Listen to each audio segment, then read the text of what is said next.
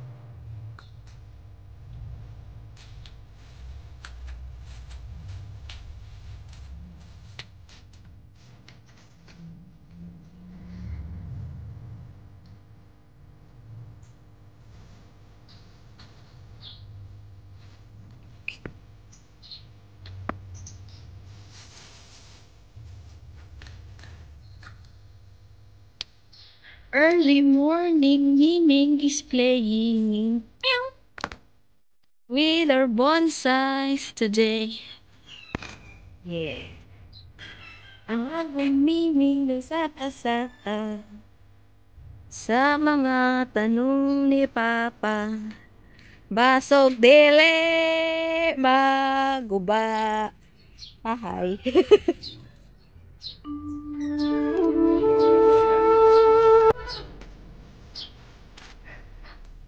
Very good. Hello. Don't jump.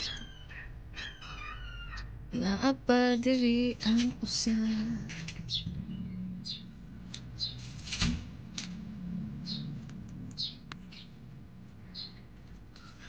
Ang iring galakaw lang. Good morning everyone. Nandito na naman po ako sa aking bonsai journey.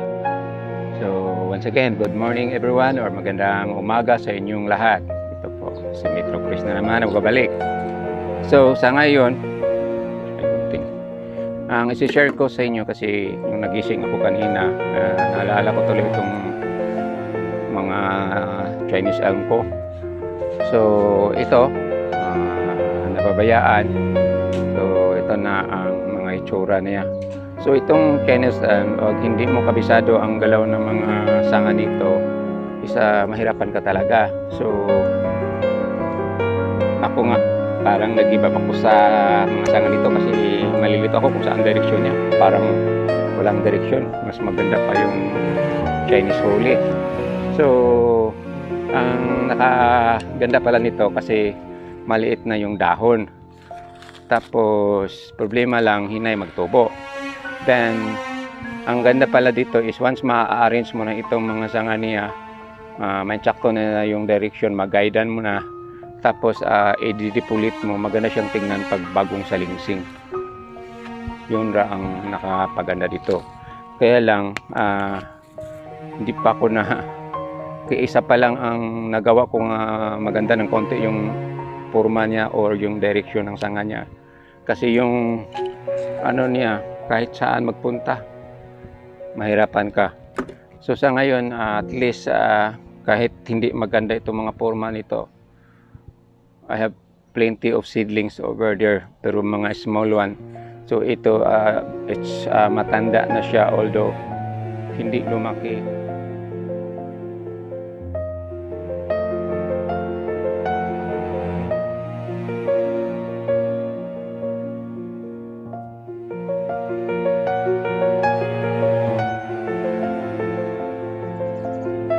Ito na yung Chinese elm po na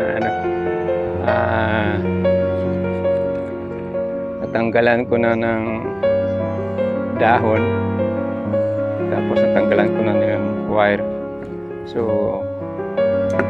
ang gawin ko na lang dito is ilipat ko ito ng pot. So I don't have any vacant pot.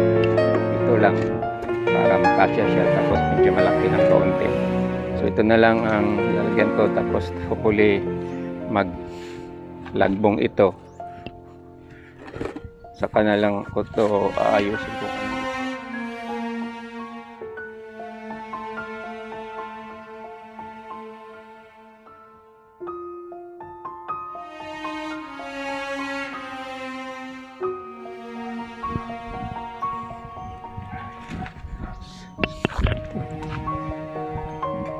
So ito ang ano ko, Chinese elm. Yun ang itsura. Hindi ko alam kung for the future maging maganda ba ito. This another naman. So nakita akong pot na doon. So this is literate ang disenyo ko dito. Pero iban ko kung maging maganda ba ito. So gawin ko dito, tanggalin ko itong wire, tapos i-back to wild. Then tignan natin kung anong mangyari for the future.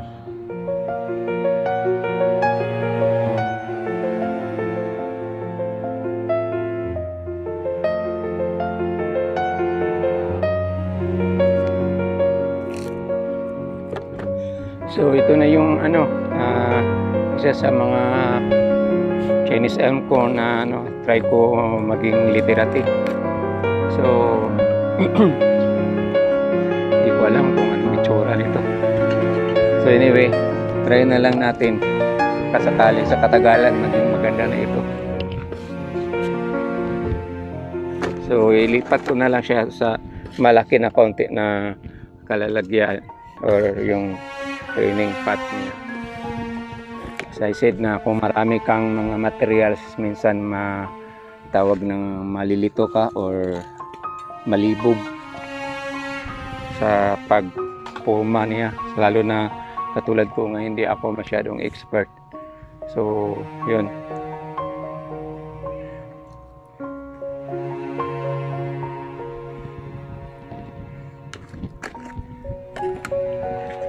so dito na lang ito sa muna.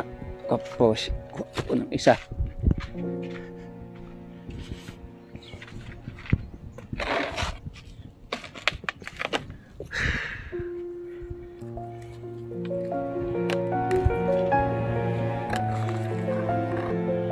Yan, kita ninyo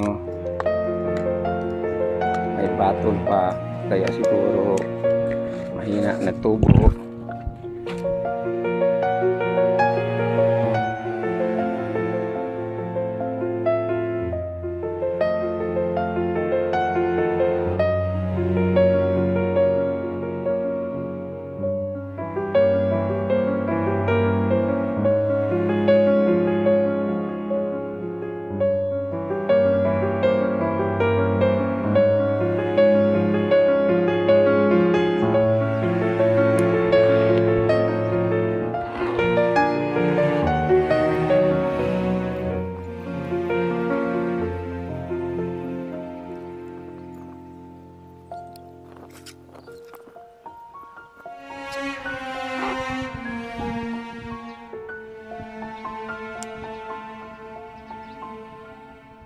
So ito lang muna ang masashare ko for this day.